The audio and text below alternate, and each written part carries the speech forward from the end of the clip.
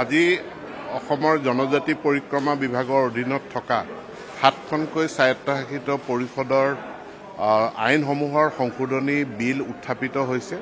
এই সংশোধনী মূলতঃ এটা বিত্তীয় শৃংখলাৰ কাৰণে স্বায়ত্তশাসিত পৰিষদসমূহে বিভিন্ন সময়ত বিভিন্ন প্ৰতিষ্ঠান বা বিভিন্ন পাৰ্টিৰ লগত তেওঁলোকে বিত্তীয় লেনদেন থকা চুক্তিত আবদ্ধ হয় আৰু পিছত তেনেকুৱা চুক্তিৰ ফলস্বৰূপে এটা বিত্তীয় লায়েবিলিটি অসম চৰকাৰৰ ওপৰত আহে আৰু ইয়াক বন্ধ কৰাৰ কাৰণে এই এমেণ্ডমেণ্টটো অনা হৈছে, য'ত কোৱা হৈছে যে স্বায়ত্তশাসিত পৰিষদসমূহে যি বিত্তীয় লেনদেন কৰে তেওঁলোকলৈ দিয়া গ্ৰান্টিন এইডৰ উপৰি সেই বিত্তীয় লেনদেনৰ কাৰণে অসম চৰকাৰ কোনো পধ্যে দায়বদ্ধ নহয় আৰু ইয়াৰ কাৰণে এতিয়াৰ পৰা স্বায়ত্তশাসিত পৰিষদে যেতিয়াই তেওঁলোকে কোনো ৰিকুৱেষ্ট ফৰ প্ৰপ'জেল বা এক্সপ্ৰেছন অফ ইণ্টাৰেষ্ট RFP বা EOI বা অন্য ধৰণৰ বিড ডকুমেণ্ট তেওঁলোকে যেতিয়াই প্ৰকাশ কৰে তাত এটা ক্লজ তেওঁলোকে সন্নিৱিষ্ট কৰিব লাগিব যে এই বিড ডকুমেণ্টৰ কাৰণে বা এই প্ৰস্তাৱৰ কাৰণে অসম চৰকাৰে কোনো ধৰণে দায়বদ্ধ নহয়। ইয়াৰ উপৰঞ্চি আজি অসমৰ স্বায়ত্তশাসিত জিলা স্বায়ত্তশাসিত পৰিষদ কাৰ্বি আংলং আৰু ডিমা হাছাওৰ বাহিৰত কামৰূপ মেট্ৰ' নগাঁও মৰিগাঁও বিশ্বনাথ চাৰিআলি আদি জিলাত বসবাস কৰা কাৰ্বিসকলৰ কাৰণে এখন কাৰ্বি ৱেলফেয়াৰ অট'নমাছ কাউন্সিল গঠন কৰাৰ বিল এখন উত্থাপিত হয়। এইটো তেওঁলোকৰ এটা দীৰ্ঘদিনীয়া দাবী আছিল। এতেকে স্বায়ত্তশাসিত পৰিষদৰ বাহিৰতো তেওঁলোকে নিজৰ উন্নয়নৰ কাৰণে এক বিশেষ ব্যৱস্থা লাভ কৰিব। আজি অসমৰ জনজাতি পৰিক্ৰমা বিভাগৰ অধীনত থকা 7খনকৈ স্বায়ত্তশাসিত পৰিষদৰ আইনসমূহৰ সংশোধনী বিল উত্থাপিত হৈছে।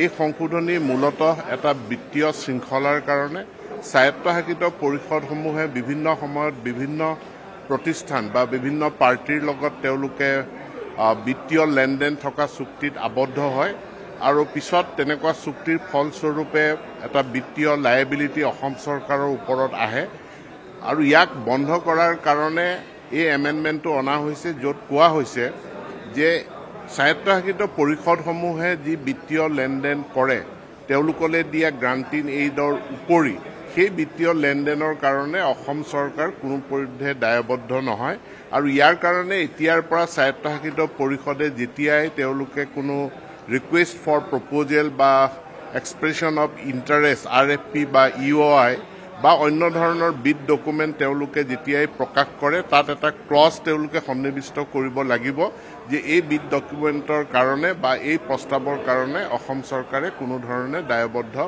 নহয়।